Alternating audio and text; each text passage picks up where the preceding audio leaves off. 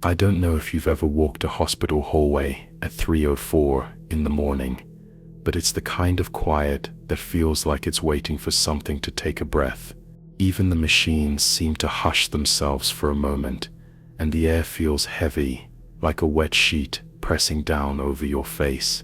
The hallway outside, room 215, is that kind of quiet, and the light above the door glows this sickly green that doesn't match any of the others, flickering sometimes like an eye trying to open in the dark. My name is Daniel. I'm 39 years old, and I work as the night orderly here, mostly because it's the only job I could get after everything else in my life fell apart. I think I'm mostly tired, and I think the hospital knows it, the way it creaks under my feet and breathes in the vents when no one else is around. There's something about the graveyard shift that makes you believe a building can have a pulse. Every night, when I do my rounds, I pass room 215.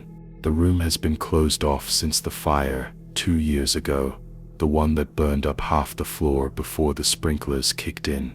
They sealed it up, replaced the door, but for some reason, the coal light above it still works, even though maintenance swears the room doesn't have power anymore. I didn't think much of it the first few nights I saw it. Things are always breaking or turning on by themselves here. It's an old building with old bones, but the way the light flickers, how it goes off when I pass, and then blinks on again when I look back, it feels personal, like it's trying to get my attention. At first I ignored it, telling myself it was just a glitch in the wiring, but after a few weeks, it started to get to me. It would blink in a slow, steady rhythm, and I'd feel it in my chest, matching my heartbeat when I was standing near it. Sometimes I'd hear a faint tapping from inside the room, like nails on metal bed rails, soft and irregular, stopping the second I leaned in to listen closer. I'd find myself standing there with my hand on the door handle, breathing slow, telling myself not to open it, to keep walking. But every night I stood there a little longer. There was a night when I had just finished mopping the east wing, and I was wheeling the bucket back, and the light started blinking faster, like it was frantic, like it needed me. I stopped, the mop water sloshing, and I just stared at it. I told myself, if it was still blinking when I finished the next hall, I'd check the panel downstairs, report it, do the proper thing.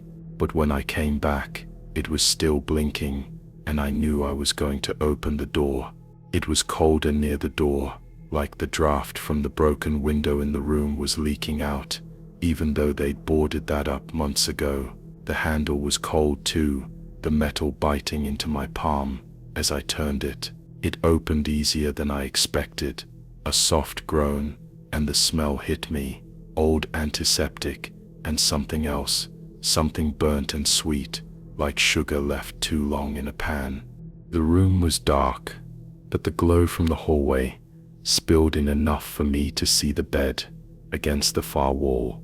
The old sheets still pulled up and tucked around something, a shape under the blanket that looked like a person lying there, breathing softly, the sheet rising and falling so gently.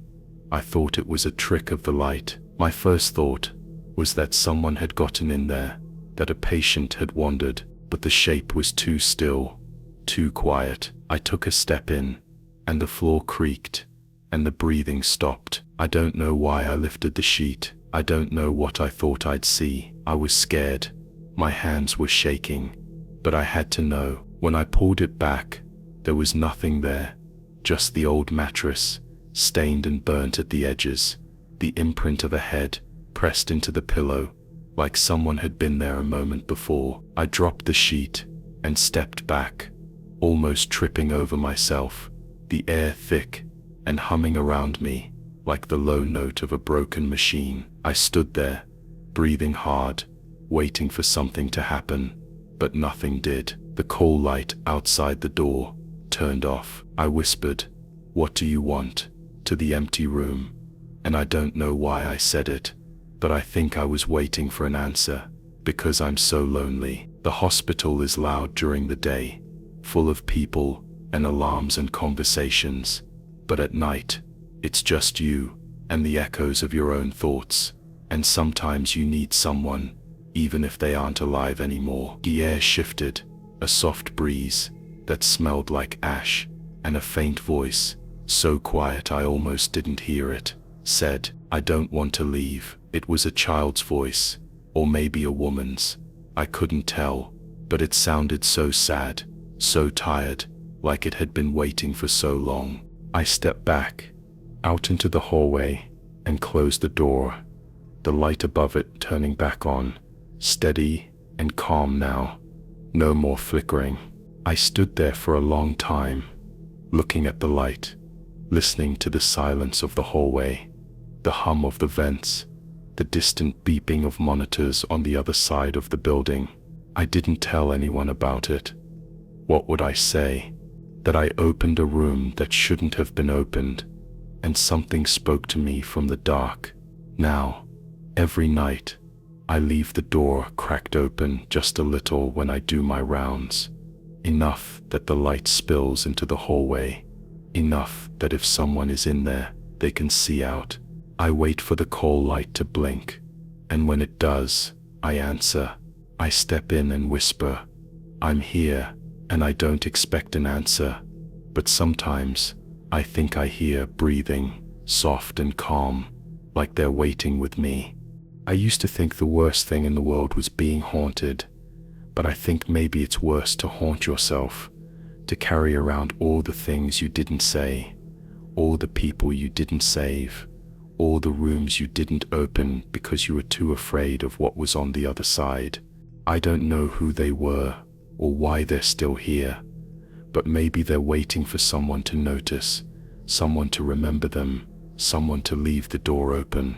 I still walk past room 215 every night, and the call light still blinks, and I still answer.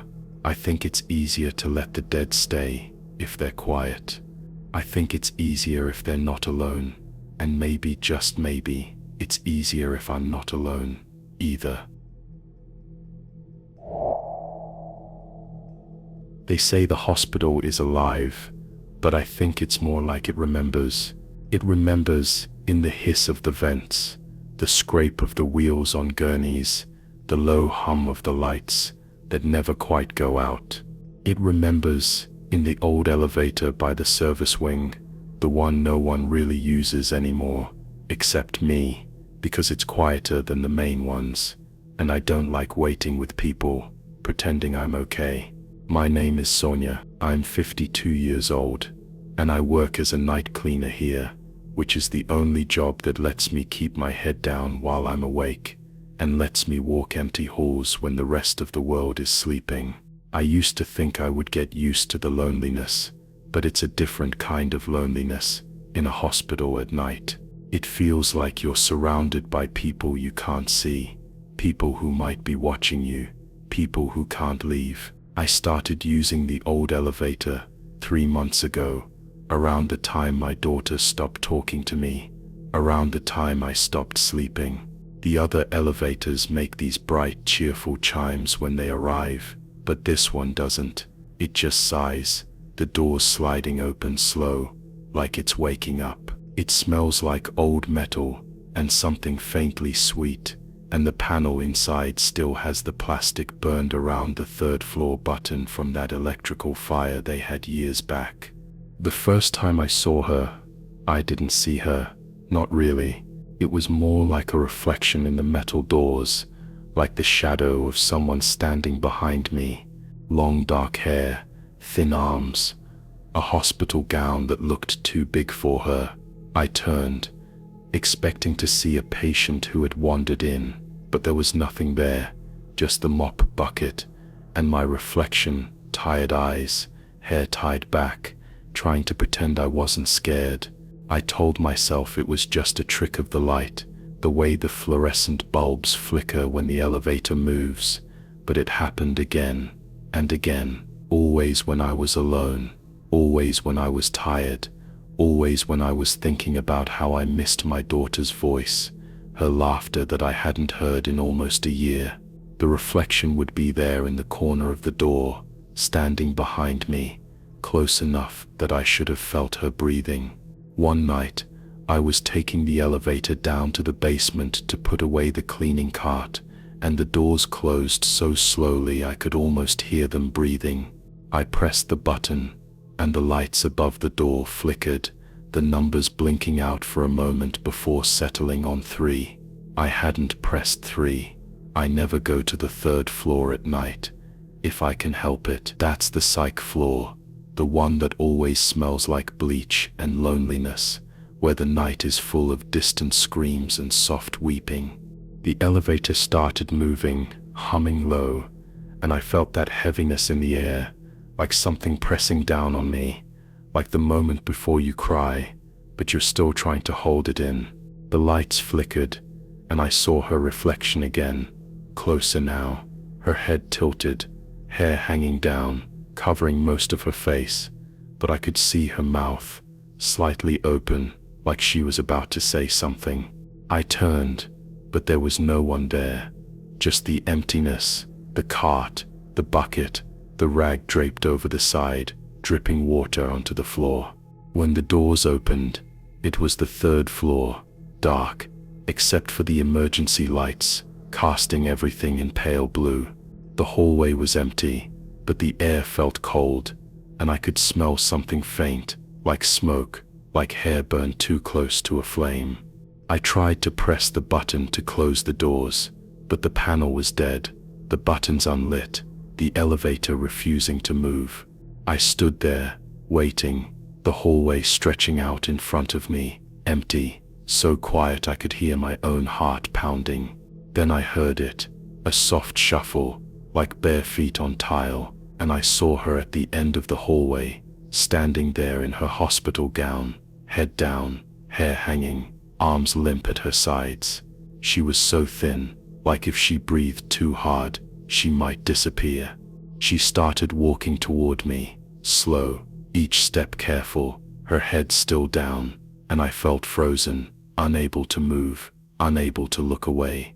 I wanted to close my eyes, but I couldn't. When she reached the doors, she lifted her head, and I saw her face, pale and tired, her eyes wide and dark, the skin around them purple, like she hadn't slept in years. Her mouth moved, but no sound came out, just a soft exhale that smelled like something gone stale. She lifted her hand, and the doors closed, softly, so softly, and the elevator started to move again, down this time, the panel lighting up B. I leaned against the wall, shaking, trying not to cry, telling myself I was just tired, that I was imagining things, but I could still feel her there, the cold, the smell, the way her eyes looked at me, like she was begging for something I didn't know how to give. After that night, I saw her often, sometimes just a shadow in the metal, sometimes standing at the end of the hallway as I cleaned, sometimes walking behind me, close enough that I could hear her breathing, a soft, ragged sound that made me think of my daughter when she was sick, the way she'd sleep with her mouth open, breathing through a fever. I started talking to her, softly, when I was alone. I'd whisper, "It's okay," even though I didn't know if it was, even though I didn't know what she wanted. Sometimes when I'd say it, the elevator would start moving, like she was answering me, and I'd feel less alone for a moment, like someone was there with me, even if they weren't alive anymore. The last time I saw her, I was standing in the elevator, looking at my reflection, and she was there, beside me, her eyes meeting mine in the metal, and she said, so softly, I almost didn't hear it, I just wanted to go home. Then the lights flickered, and the doors opened, and she was gone, and the elevator was empty again. Now every night, I take the old elevator, I ride it up and down, letting it take me where it wants, sometimes stopping on floors I've never seen, empty rooms filled with beds that still smell like bleach and dust. I think maybe she's still there, riding with me, waiting for someone to see her, to remember her, to tell her it's okay to leave. Sometimes I stand in the elevator, long after my shift is done, whispering, "It's okay," over and over, hoping she hears me, hoping she knows she's not alone, hoping that maybe in that cold, empty space, I'm not alone either. And when the doors open, and the lights flicker, and I feel the air shift around me like a sigh, I step out, mop in hand, cart rolling behind me, and I leave the elevator open, just in case she wants to follow. At night, the therapy wing smells like dust, and the faint sweetness of old flowers someone left behind. There's a coldness in the air that doesn't match the rest of the hospital, as if the vents stopped breathing here years ago. The lights above the hallway flicker softly, and sometimes they hum, low and constant, like someone trying to clear their throat but never finishing. It's the kind of place that feels like it's waiting for footsteps it knows will never come back. My name is Marcy. I'm 28, and I work as an overnight security guard here, though some nights it feels like the hospital is guarding me instead. I took this job because it was supposed to be quiet, because after everything that happened with my brother, I couldn't stand crowds or laughter or the bright sun anymore. They put me on this wing because it's empty, because there's nothing to guard, but I think that's wrong. There's something here that needs watching. They shut down the therapy wing 5 years ago, after funding cuts and water damage they said wasn't worth fixing. The chairs and therapy dolls are still in the rooms, the mirrors covered, the smell of Play-Doh and chalk faint in the air if you breathe in long enough. It's a lonely place, even for a hospital, and sometimes I think the building remembers the sound of children laughing in these halls, the way they'd leave handprints on the glass doors, the soft echoes of their voices in the group room. The first time I heard her, it was around 2:30 in the morning. I was doing rounds, flashlight, sweeping the floor for leaks and rats, when I heard humming. It was soft and off-key, the way a child hums to herself when she's trying not to be afraid. It came from the end of the hallway, near the sensory room, with the torn beanbags and the cracked bubble tube that never got fixed. I thought it was the pipes at first, the way old pipes can rattle and groan like voices, but as I got closer, it grew clearer, the melody uncertain but constant.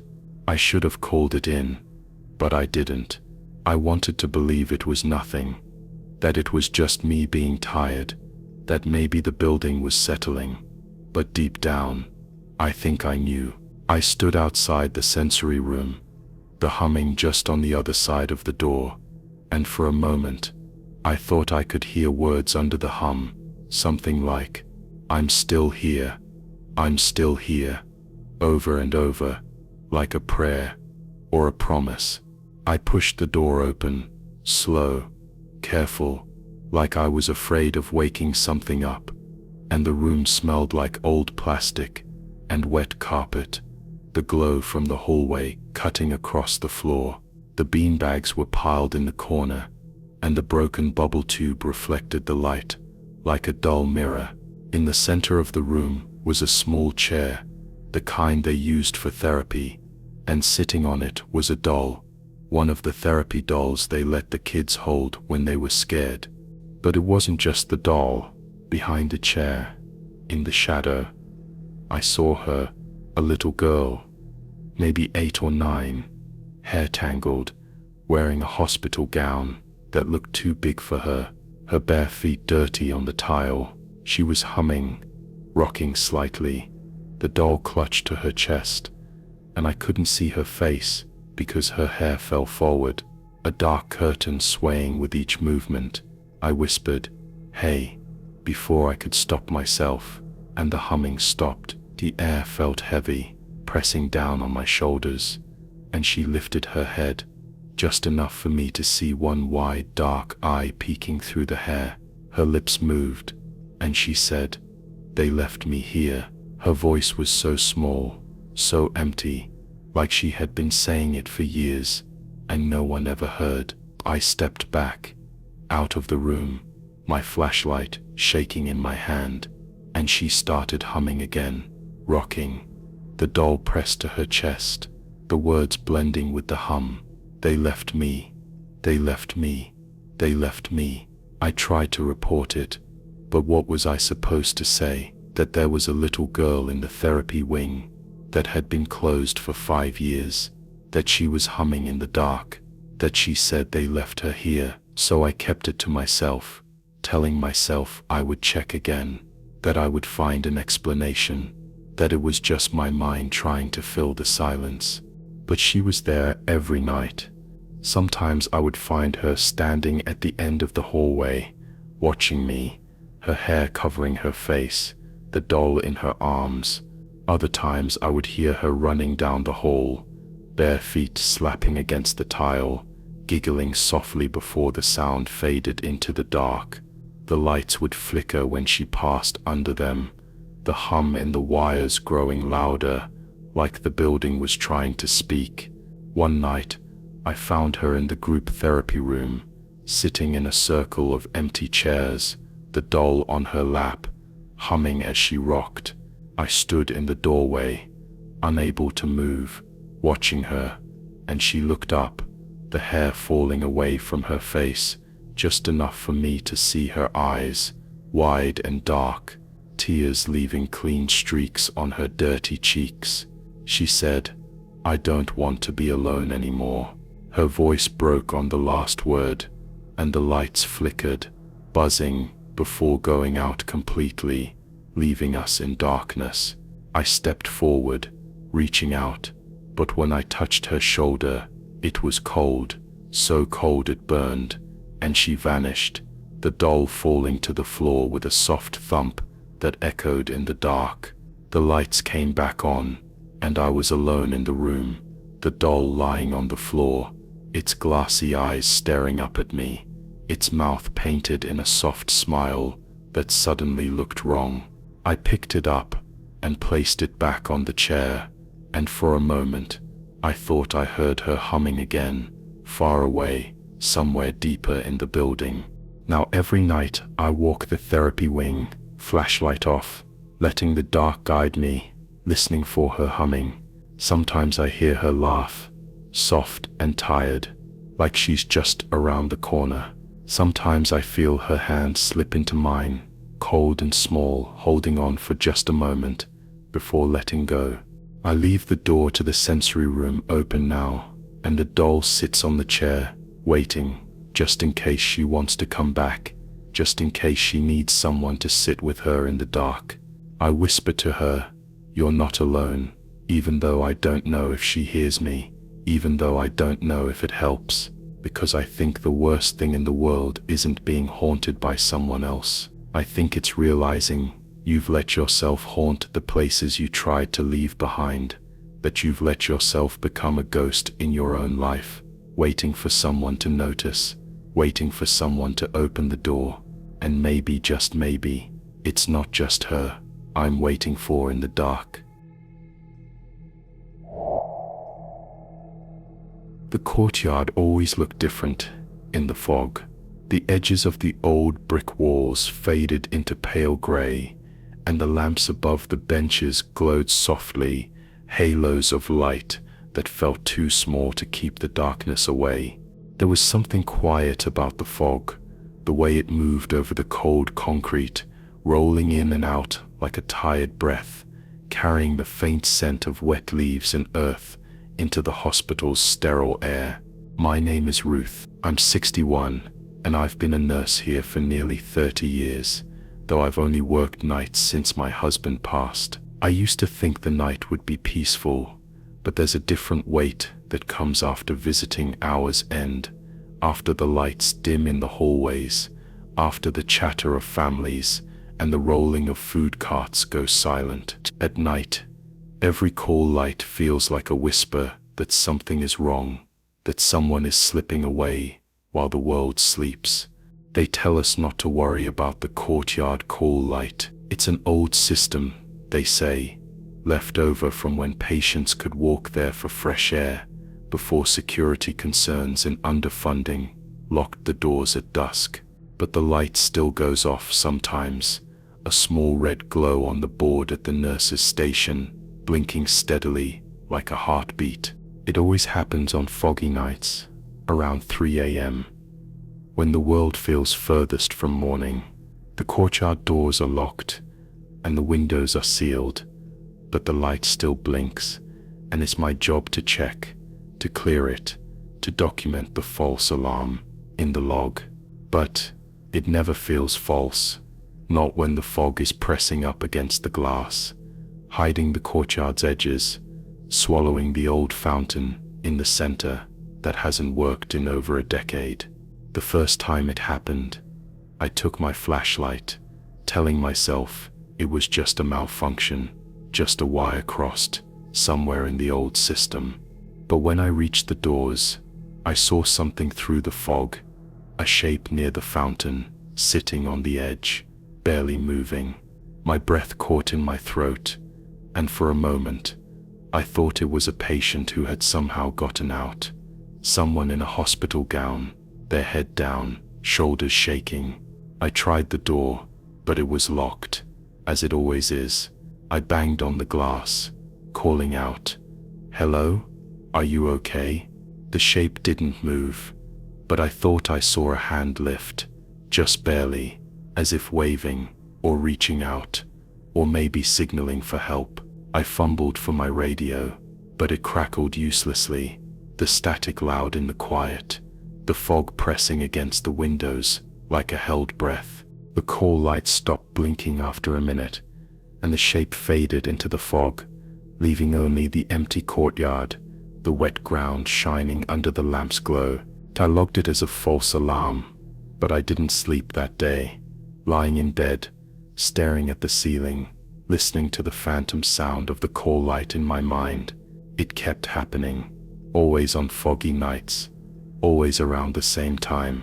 Sometimes I would see the shape standing near the fountain, sometimes sitting on the bench under the old lamp, sometimes walking slowly along the courtyard's edge, trailing a hand along the bricks, as if trying to remember something. I would watch from the window, locked out, unable to help, unable to look away. One night, I saw the face. The fog parted just enough, and I saw a young woman, maybe in her 20s, hair damp and clinging to her face, wearing a hospital gown too thin for the cold. Her eyes were wide, and her lips were moving, but I couldn't hear her through the glass, couldn't hear anything except the hum of the lights and my own breathing. She lifted her hand, pointing at the door, and for a moment, I thought I saw blood on her fingers, dark and wet, dripping onto the concrete. The call light blinked faster, almost frantic, and I pounded on the glass, yelling, "Hold on, I'll get help." But when I turned to grab the radio, the light stopped, and when I looked back, she was gone, the fog swallowing her, leaving only the empty courtyard behind. I started leaving the door unlocked during my rounds, just in case. I told myself it was for safety, in case of a real emergency, but I think deep down, I was waiting for her, waiting for the call light to blink, so I could go out there, so I could see her up close, so I could ask her what she wanted, what she needed, why she kept coming back. It happened again, on a night when the fog was so thick, it felt like walking through water. The call light blinked, and I grabbed my flashlight, pushing the door open, the cold air hitting me like a slap. I stepped into the fog, the courtyard smaller than I remembered, the fountain looming like a dark shape in the middle, the lamp casting a circle of pale light. She was there, sitting on the edge of the fountain, her head in her hands, shoulders shaking with silent sobs. I stepped closer, my shoes crunching on the wet ground, and she looked up, her eyes dark and empty, tears mixing with the fog on her cheeks. I pressed the button, she whispered, her voice so soft, I barely heard it over the distant hum of the building, but no one came. I knelt in front of her, reaching out, and she lifted her hand, cold and damp, placing it in mine. Her fingers were thin, almost weightless, and I could feel the chill of her skin sinking into my bones. "I'm so tired," she said, closing her eyes, tears falling onto her gown, leaving dark spots that spread slowly. I just wanted someone to come. The fog swirled around us, and for a moment, it felt like the world was holding its breath, like time had stopped, like we were the only two people left. I squeezed her hand, whispering, I'm here now." She opened her eyes, looking at me with something like gratitude, something like relief, and then she was gone, her hand vanishing from mine, the fog rolling in to fill the space she left behind. The courtyard was empty again, the fountain silent, the lamp flickering softly. I stood there, alone, the cold sinking into my skin, the fog clinging to me like a second gown, and I realized the coal light was still blinking inside, steady and soft, waiting to be cleared. Now, on foggy nights, I leave the door unlocked, and I sit by the fountain, waiting. Sometimes, I think I see her sitting beside me, our shoulders almost touching, both of us quiet, both of us tired, both of us waiting for a call light that might never be answered, because I think the worst part isn't that she died waiting, it's that she's still here, still pressing that button in the dark, hoping someone will come, hoping someone will remember her, hoping she won't be alone in the fog. And I don't want her to be alone, so I sit with her, in the quiet, in the cold, in the fog, until the call light stops blinking, until the dawn finally breaks, until we both remember how to. You don't really notice how loud the phone is until the rest of the world goes quiet.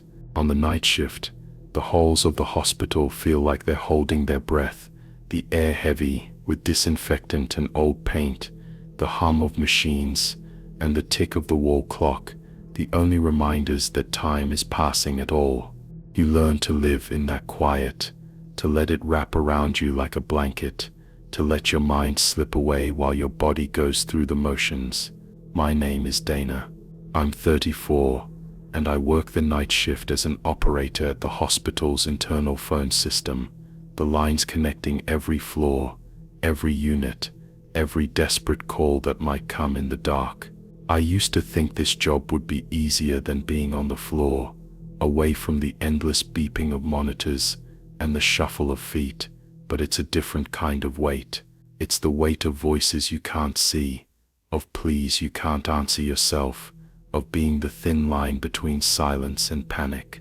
The phone started ringing during the slow hours, around 2:15 a.m., when the world felt furthest from dawn. I glanced at the extension flashing on the old green screen, room 417. It wasn't unusual, not really, but I knew that room had been empty for a week. The patient, Mr. Langford, had passed quietly during an afternoon shift, and housekeeping hadn't even finished clearing the room. I picked up the phone, pressing the receiver to my ear. "Operator," I said, my voice low so it wouldn't echo in the glass booth. There was nothing, just static, soft and shifting, like fabric brushing against a microphone, like breathing in a dark room. I waited, counting silently in my head. 5 seconds, 10, 15, before hanging up. The line cleared, the green light went dark, and I tried to forget about it, but it rang again. Room 417, the same soft pulsing ring, the screen glowing in the dim light of the booth. I hesitated, then answered again, pressing the phone tighter to my ear. "Operator." There was a pause, and then I heard it, a voice, faint, like it was coming from the bottom of a well. "Hello, A woman's voice, thin, trembling, as if she wasn't sure if anyone would hear her. "This is the hospital operator." "Who is this?" I asked, trying to keep my voice steady. A breath, then a whisper. "Please, I need help." The line went dead, the click loud in my ear, leaving me with my own reflection in the booth's glass, pale and tired, eyes wide. I logged the call, following protocol, writing possible prank in the notes, but something about the voice wouldn't leave me alone.